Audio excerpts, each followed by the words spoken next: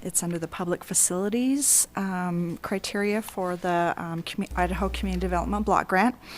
And the Economic Advisory Council had met, and they selected, I think it was about 25 projects that were moved forward.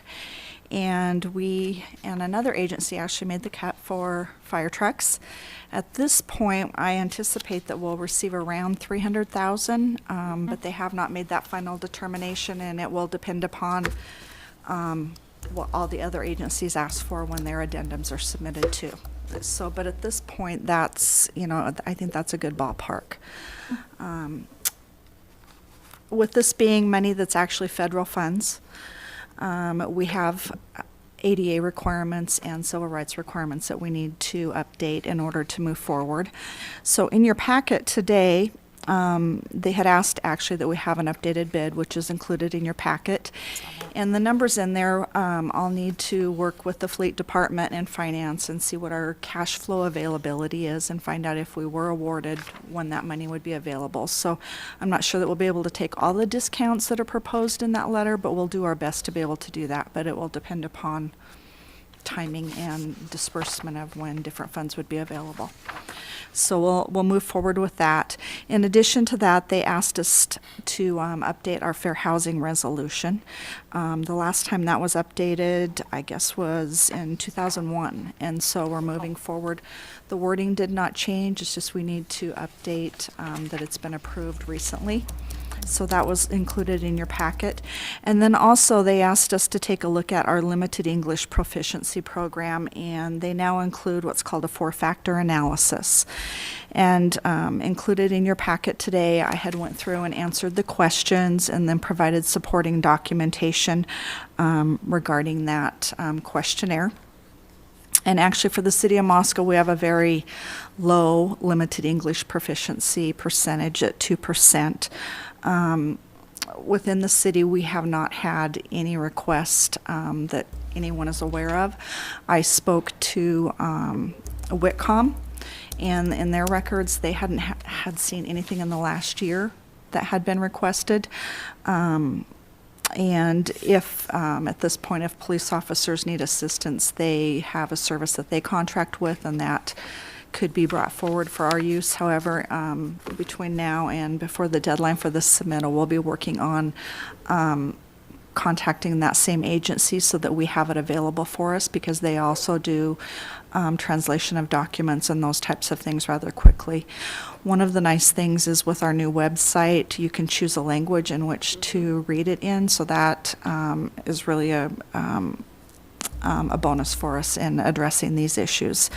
So I went through and answered the questions. I'm not sure if either of the council members had questions, if you want me to go through that, or...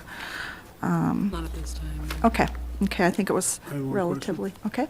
In the resolution for the limited English proficiency 4-factor analysis, is there a requirement for an update on an annual basis?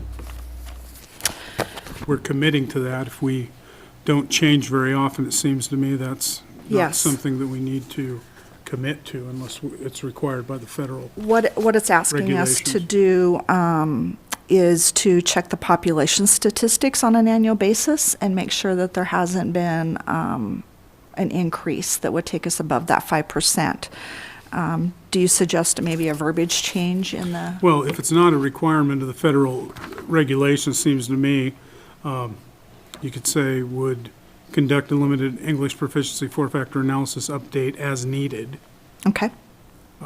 Would give us a little bit of flexibility, just in case we happen to miss 1 year for some purpose. Okay.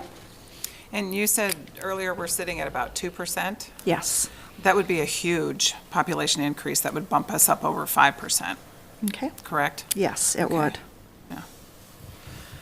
Okay, do you have any questions, or you want to go ahead and recommend approval then, or not?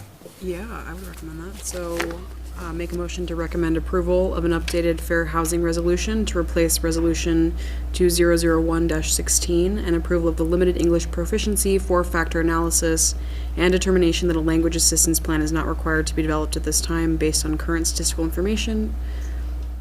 Yep, and I'll second that, and I think that's consent, sir? Yes. Okay. Thank you. Thank you. Thank you. Thank you. Thanks, Elisa. And we will make that one change to that Awesome. resolution. Yes, Okay. thank you. Okay, our next item is to request authorization for a beer garden for the 2018 Moscow Renaissance Fair. Mr. Curtis, Dr. Curtis. Hello, sir. Hi. I'm with the rent fair. I don't know if I'd say that out loud if I were you. Okay. No, I'm joking. Please. Okay. Well, this is a repeat from what we've done in the past. This will be the third year that the Ren Fair has requested a beer garden, and this year's May 5th and May 6th. May 5th from 12 p.m. to 8 p.m. and May 6th noon to 5. In the past, we've not had any issues with this. They are requesting to use two Bitterroot security, which will provide the security for that in lieu of Moscow police officers. This was reviewed by Chief Good. Fry, and he's supportive of that. And the beer garden's in the same place it was last year. The map is in your packets, and other than that, it's the same request. So we haven't had any issues, enforcement or anything like that. There was a question I had in the documentation that came along. It talked about Hunga Dunga in the beginning, and then you the said last, rants and raves? and then it switched, and I thought, oh my That goodness. would be my good That's a editing typo. skills Okay. in question. Okay, good, good. I assumed so, but I It's just wanted to be Hunga clear. Dunga. It is Hunga Dunga, and I have since sent him an updated, Lori's got it. Yes, and I've Yeah. given that to Lori, yeah. yes. That was my fault. So the council pack will have the revised. Awesome. Do you have any questions? No, looking forward to it. Okay. All right, I move that we recommend approval of the beer garden request for 2018 for the Moscow Renaissance Fair per the attached resolution. I'll second that. Consent, please. Thank you. Thanks, guys. Thank you. Appreciate it. Okay, our next item, request Hamilton funds for purchase and installation of wheelchair swing in East City Park. Again, Dwight Curtis, but let's call Kelly and Anna up. I would love to have you guys visit with us too, please. Sorry. You want to talk? Yeah, I can. Go ahead, Anna. Oh, sorry. Okay, I have a little bit of maneuvering I need to do here, but to start off with, are you Kelly? Yes. Hi, Dwight. Hi, Dwight. So, a month ago-ish, we had a request by Lena Werner. She's the president of the high school buddy club, and their club, I'll let you guys explain that a little more if it's needed, but they take up causes to take care of folks that might have some challenges, bullies, people that just have issues. And in this case, she came up with the idea of using their fundraising abilities to come up with a project to put in an accessible wheelchair swing in East City Park. And so once it got to Parks and Recreation, I met with them, with Anna here as well, and it seemed like a really plausible idea. We had already discussed such a thing, but it wasn't on our schedule yet. We were looking at the entire park system as far as ADA issues, but we saw no reason that this couldn't be moved up. So let me go, I'm going to show you a quick 1-minute film. Awesome. And then we'll get into the PowerPoint here.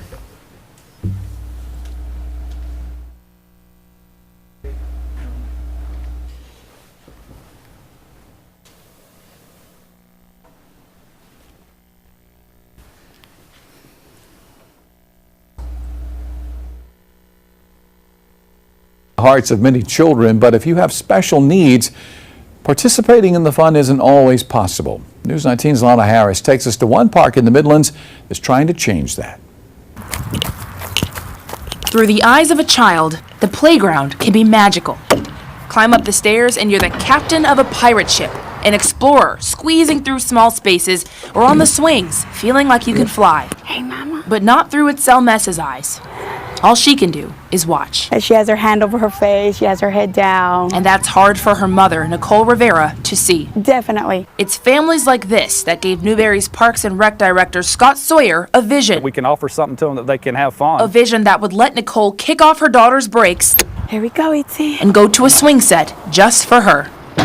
And that was a sight to see. E.T., you're excited? You're excited, Mommy? Thanks to money from a state grant, these wheelchair-accessible swings at Marion Davis Park were shipped all the way from Scotland. This is something that many of them may never have been able to do before. Yay, E.T. And it's her siblings' turn to watch her. Do you like it? It fills this mom with a feeling hard to explain. There's no better feeling especially for parents, to see that smile on her face, and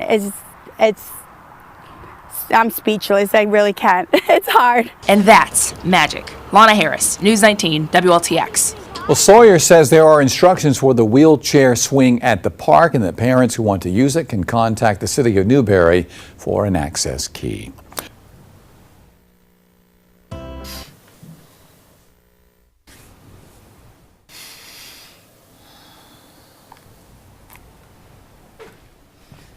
Okay, well, other than just a little clumsy, I thought that would be a really good segue into this. So, what we're looking at is on the right-hand side, that is the I-swing that we are proposing to purchase. I thought I would throw in a few others that are out there. The one in the bottom, most in particular, that's the one that a lot of municipalities purchase when they do purchase these, and they just don't hold up. They're really cheap, and it might work just for the individual that's on there now, but if you'll recall, for some of us anyway, the old days when how many people you could pack into a VW Bug, and that's the end of the swing, so it wouldn't hold up. And the other one didn't have very good reviews. So just some more variety in the United States. Typically what you're seeing are these kinds of ADA swings, and those require you, the person to leave their wheelchair and either on their own or with help and be placed into those. Overseas, Europe in particular, they are moving toward the I-swing type of swings. So in our case, there are no city parks with wheelchair accessible swings. To my knowledge, there are none in the city proper. Owned by anybody. The ADA is a heavy focus of our Parks and Recreation Master Plan. This kind of apparatus is needed. The cost, you can see, it's just a tad bit spendy. It's about $34,000. And I have supervised and unsupervised locations as a sub-note there. If you noticed in the video, it had a little fence around it. For unsupervised playground areas, they advise having a swing. And that isn't to keep people off of it, it's to keep people from moving in front of it if it's swinging. It's a safety device. Unsupervised or supervised playgrounds, you wouldn't need that. And this is not in our fiscal year 18 budget, but it meets the requirements of the council's resolution 2017-07, authorizing Hamilton funds for the purchase and installation of playgrounds and the pathways to them. And we have the Buddy Club is fundraising, and along with the Hamilton funds, we would be able to swing this. I get it. Swing it. Yeah, I'm good with words. So again, here's another photo of that swing. Another view. Here's one of that other one that didn't get very good reviews. And it also, I think this one required 2 people to get set up. The other one, if you have the mobility with your hands, you can do that one by yourself. And of course, the one that we highly recommend not using. The cost, I rounded it up to 34,000, but it was 33,668. It does have a 20% contingency. We will be doing some excavation work, and this is an old piece of park property, so who knows what we'll run into with, possibly some big tree roots and things like that. So the good part about this is we're not tying up any money by doing that. It just gives us some wiggle room if we run into some issues. If we don't use it, it's still part of the Hamilton Fund and can be used later for another playground. This includes concrete, a concrete pad with safety tiles on it. We still need to use the safety tiles. And as I've explained in previous purchases, that's a really big expense up front. But at the same time, the cost for maintenance is almost zero after that, and it also removes the human equation. If you see a playground with wood chips, there's typically a big well underneath any place there's a swing or any kind of landing. Well, that means that there's no safety netting at all in those locations. This takes care of that. So just safety-wise, it's the way that the city has been going. So in the end here, we're recommending that approval of a purchase and installation cost for the wheelchair accessible ice swing. This is for East City Park. The Buddy Club, it's just an estimate at this point, but they estimated that they can probably come up with about 3,000, and they wanted to donate toward this, and that the Hamilton Fund would carry the remainder of that. And if they come up with more, that's good, but that's what the advisor thought they could come up with. Okay, great. Any questions? I just wanted to thank you both for your work on this. I think this will be a really wonderful asset to the community. Excited to see it happen. Do you want to tell us a little bit about your fundraising efforts? Well, so I think 2 years ago we won an STCU grant for, I think it was $1,500.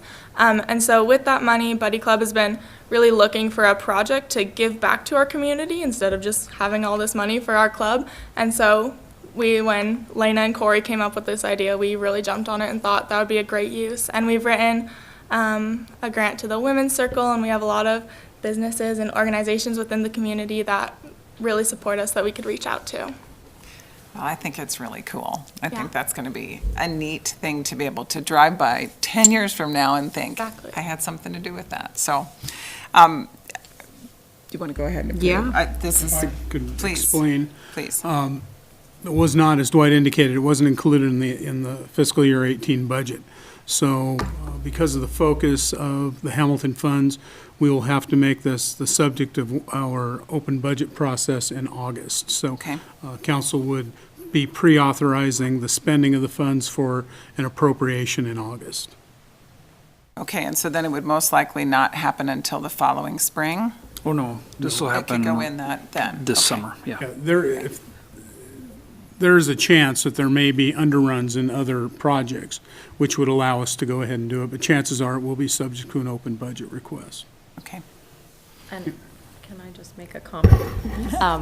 So I do work in special education, but I also have a child with special needs, and so this is so great for parents. It's really difficult to take your kiddo into the community in general when they have special needs for a variety of reasons, but to know that they can go and play and be there with their siblings.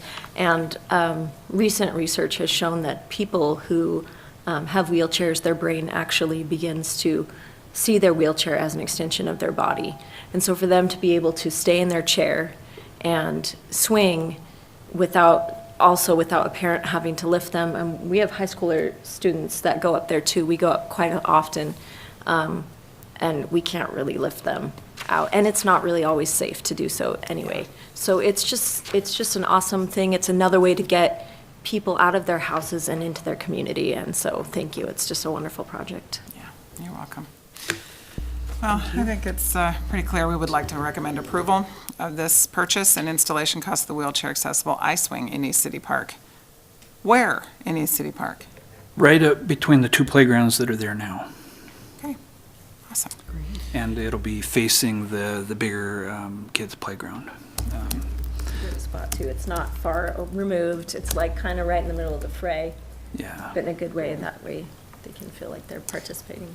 And speaking of ADA issues, I have to say, it's the first time I've seen Hannah without her crutches, so. Yeah. It has been a while with your Yeah. crutches. I want to continue. We would recommend approval of this. We would use an estimated $3,000 from the Moscow High School Buddy Club and the remaining funds from Hamilton, for a total of $34,000. I want to get this out where the rest of the council can hear it, please. Certainly. So we'd like this on regular agenda. Okay. Will do, thank you. Thank you, guys. Thank you. Thank you. Thanks, Glenn. Appreciate your work. Thank you so much. Thank you, Dwight. You too. You're just going to stay up here and not another Yes. time, aren't you? Just have some more juggling to do. Okay, our next agenda item, thanks you guys, is the authorization to purchase playground equipment for Morgan's Orchard Park. Mr. Curtis.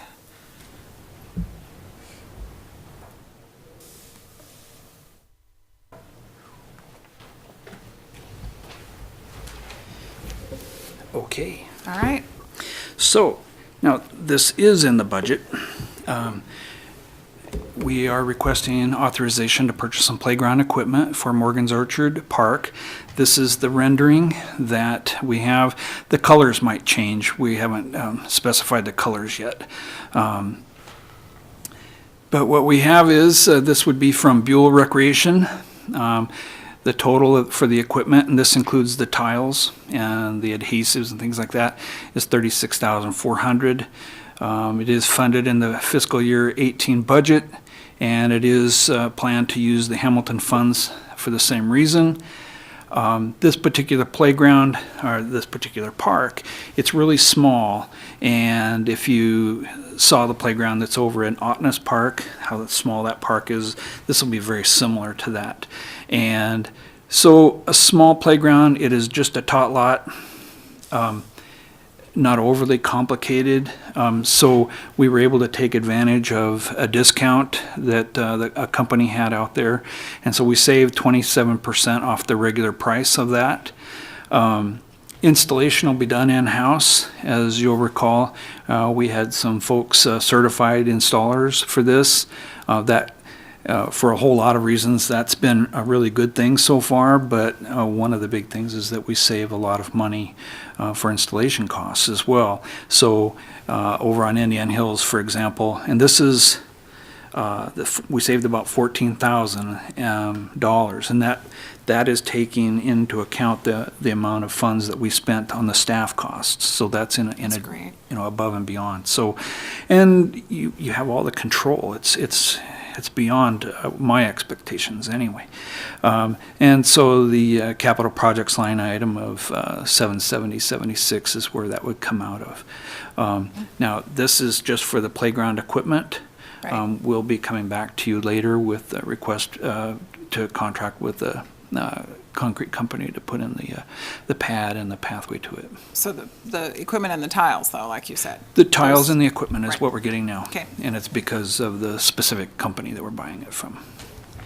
And it's a little hard to read or see, but this is the layout. This is I forgot the name of the road already. The main road going through Peekaboo Estates. And so sidewalk is here. This is north. And so it'll just be a quick sidewalk going in. Playground structure and the pad will be here. We'll have a few, it's not in the budget, but a few picnic tables, a few benches, things like that. Mm-hmm. Off to the right is a retention pond that will fence that off, but it should be a nice addition to this as well. And if you don't know where it's at, the grab on this didn't work out very well, but yeah, here's the pool. Just go north of the pool, and it's just right there. So that's what it looks like today. It's still muddy.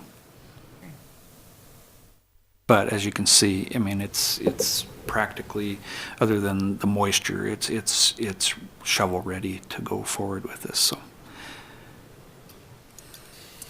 Do you have any questions, Ms. Ann?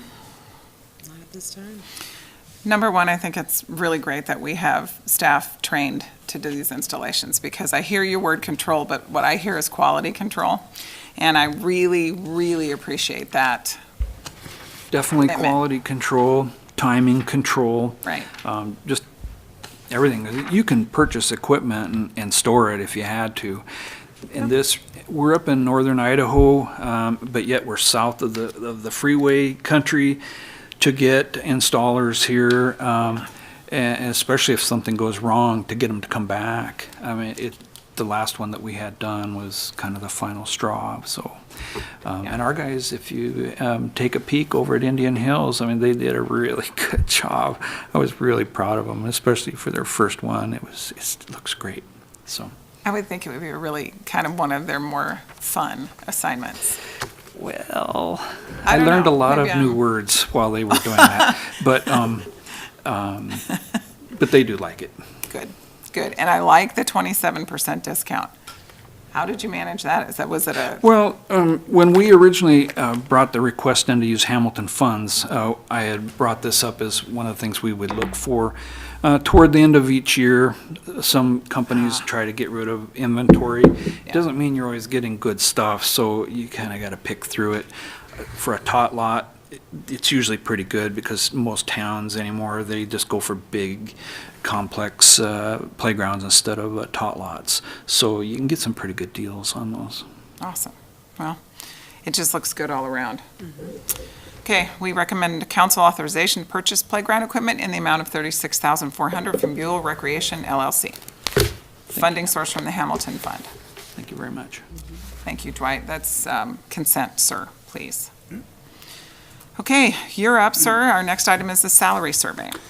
Salary survey, as indicated in the CCSR provided to the council. Council has directed that when possible, we will conduct a salary survey every 4 years. Last salary survey was done the end of 2014 and into 15, so we're just a tad bit early. However, in reviewing our salary structure, especially the very last AMPS program, the Actively Managed Performance System, we saw some areas where we wanted to make sure that we were still on target with our salaries. So we're asking to move ahead with this. We have $15,000 in the administration professional services budget, which we certainly would not be above that. We're waiting from our consultant, our proposed consultant, Jan Mason Rock, who did a salary survey for us incidentally back in 2006. So she's got experience with the city. What we do is we take certain benchmarked positions and we measure them against our market area. And as you can see, the market area runs anywhere from up in the Spokane area down to the Treasure Valley, mostly focusing on Coeur d'Alene, Post Falls, Cheney, Lewiston, Pullman, and then we get down in the Treasure Valley a little bit too. This year we're going to look at Latah County as well. Latah County just had a salary survey done a couple of years ago, and they've gone through some significant salary adjustments at the county, which is making them much more competitive. So this again is a check to make sure that our system, like most service-based organizations, about 70% of our operating budget is for salaries and compensation. So it really makes sense to make sure that we're competitive. We typically try to keep our salaries as competitive as possible because of the training aspects. When you hire somebody new, get them oriented, bring them on, it takes a lot of time to do that. For instance, a police officer, once they go through posts, they go through their FTO program, which involves not only the officer themselves, but also the field training officers. So it takes an extended period of time to do that. So getting people, paying them competitively, and getting longevity is really what we want to see. Our longevity in the city right now is running about, even with us folks who've been here quite a while, is running about 7.7 years. So we'd like it to be higher. It was a little higher a couple of years ago, but we had some longtime employees retire, which brought our average down quite a bit. But we're still striving to get it back up where it needs to be. Do you have any questions? So, when you say back where it needs to be, what would be ideal? I mean, the longer the better, but. What was it before? I think we were running about 9.5 to 9.9 years, as I recall, which isn't bad. They say the new demographic is that millennials will switch jobs several times, several meaning many as much as 10 times in their careers, and may switch careers 2 or 3 times as well. So what you really want to do is have a competitive, dynamic atmosphere where people come, they feel valued, and of course, part of that is to make sure they're being paid competitively. One of the things that we're doing in addition to this, as we've discussed with the council in the past, we're looking at our benefits packages as well. We are looking at our medical insurance. We have a group, Murray and Associates, or Murray Group, I guess, out of Coeur d'Alene is our agent of record for our health insurance, and we're looking at some different options, one of which may even be a proposal to become self-insured. So we're looking at all those sorts of things, trying to get as sustainable as program as possible, maintain the best benefits as possible for our employees, and still make it efficient and sustainable for the city. So this is just one of those steps that we're taking. Well, I think that's going to be interesting, and I hope that you do come back and share that information with us, and especially the longevity thing. I'd like to see what's normal nowadays, maybe over, time, Sure. we could see. I also like that we're supporting a local business. Jan Rock lives here in Moscow, and I'm really excited that we would be doing some business with someone that's local. So Great. we'll recommend approval of Jan Mason Rock to conduct a salary survey. Okay, that is the end of the regular portion of our meeting today. Let's move on to reports. Mr. Davis, Sanitation Strategic Plan Agreement Report. Good afternoon. Good afternoon, how are you? Good. I was asked to report on the master planning strategic plan agreement. Staff has been negotiating on the scope of work and schedule for development of a comprehensive sanitation system master plan with Great West Engineering out of Boise, Idaho for the past several weeks. Great West presented a draft scope of services for city review based on their understanding of the information contained within the original request for qualifications document and discussions that was had with the city during their interview process. The draft scope submitted by Great West was far beyond our expectations in terms of estimated labor hours and cost to complete the project. Great West had estimated 1,749 labor hours and a significantly higher cost than the city had anticipated for the project. We had to sit down as a staff and decide if we had underestimated the level of effort necessary to perform the project, or if Great West Engineering was not completely clear of our expectations. And I believe it was a combination of both of those. Okay.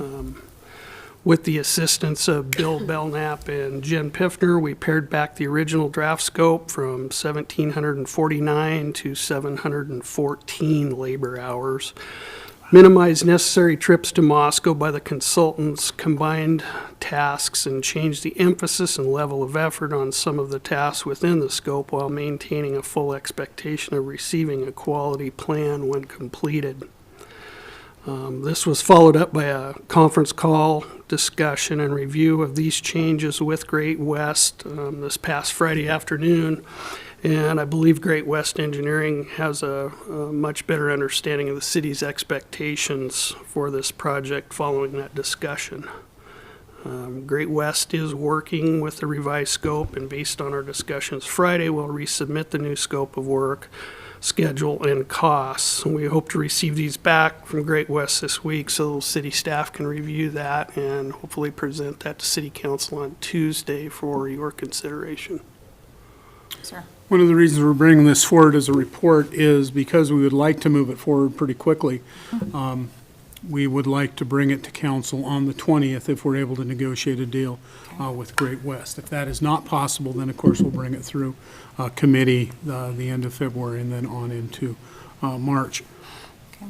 I think I've got that right, yeah. keep forgetting we're with the weather, seems like it's the middle of March instead of the middle of February.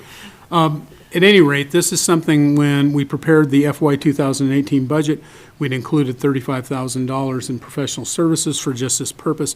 That was roughly probably 6 times less than what the original estimate from Great West was.